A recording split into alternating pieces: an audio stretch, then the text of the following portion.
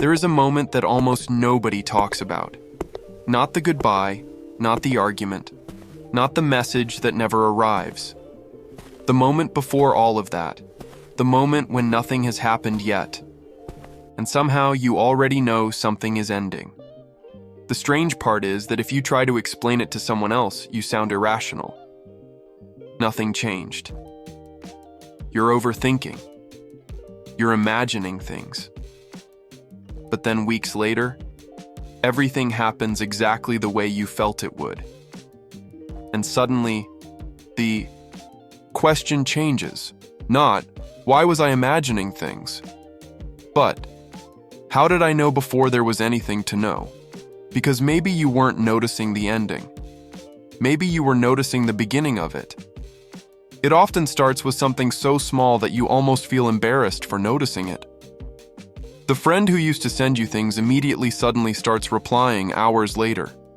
The person who always asked about your day stops asking follow-up questions. The conversations still happen. The jokes are still there. Nothing is technically wrong, and that's exactly what makes it confusing. Because what changed wasn't behavior, it was direction. You didn't notice silence, you noticed movement towards silence, and those are not the same thing. Most people only recognize absence after it arrives. Observers tend to recognize momentum before it arrives, but that's not where the distance actually begins. Sometimes it happens in a room full of people. Everyone is laughing, everyone seems relaxed. The conversation is flowing normally, and then something happens. Not outside, inside.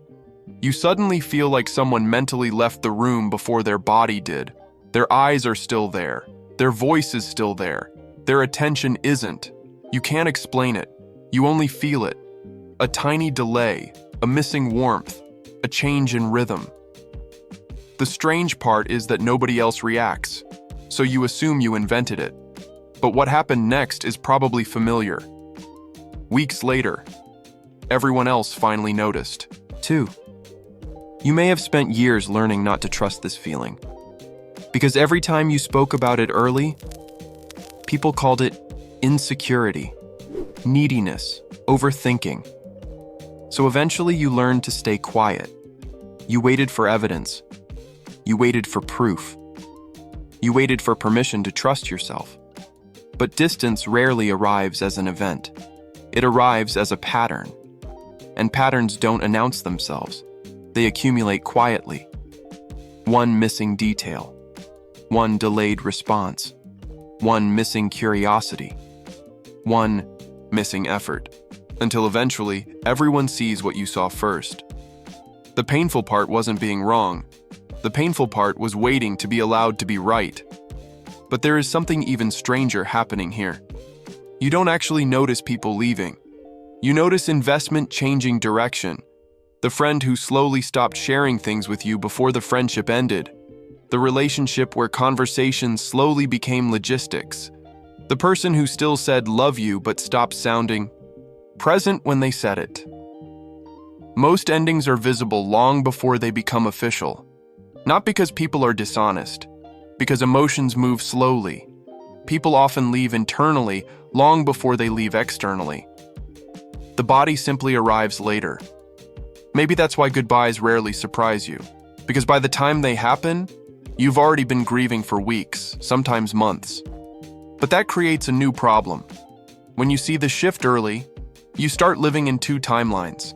The present, everyone else sees, and the future you quietly expect. One version of reality says, everything is fine. The other says, something is moving away from me.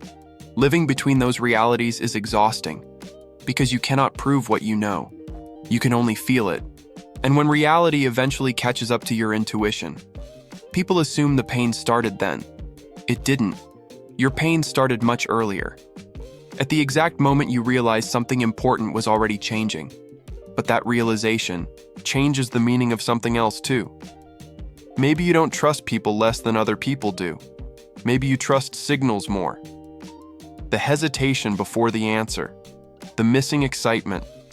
The conversation that suddenly feels colder for reasons nobody can explain. You don't collect evidence.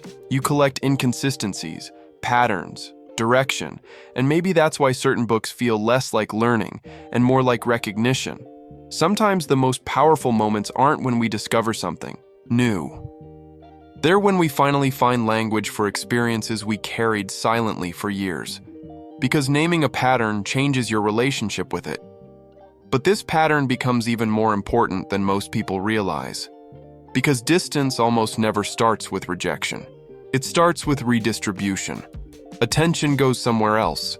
Energy goes somewhere else. Curiosity goes somewhere else.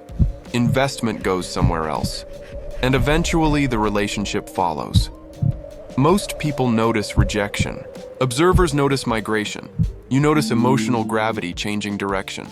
You're probably thinking of someone specific right now, someone whose body stayed while their presence slowly disappeared. If this sounds painfully familiar, you already know what happened next. But there is a reason this pattern follows you into almost every relationship. The more often you experience this, the more dangerous one belief becomes. If I notice it early enough, maybe I can stop it. So you become more attentive, more careful, more useful, more understanding. You try to repair a distance that hasn't officially arrived yet. But here's the problem. You cannot hold someone emotionally closer than they want to stand. And trying usually creates the exact exhaustion you hope to avoid. Some people spend years carrying relationships that quietly ended long before they admitted it. But this realization leads somewhere unexpected. Maybe your ability was never prediction. Maybe it was permission. Permission to trust your perception before consensus arrives. Because consensus is slow. Patterns are not. Most people wait for evidence because evidence feels safer. Observers often live closer to signals than evidence.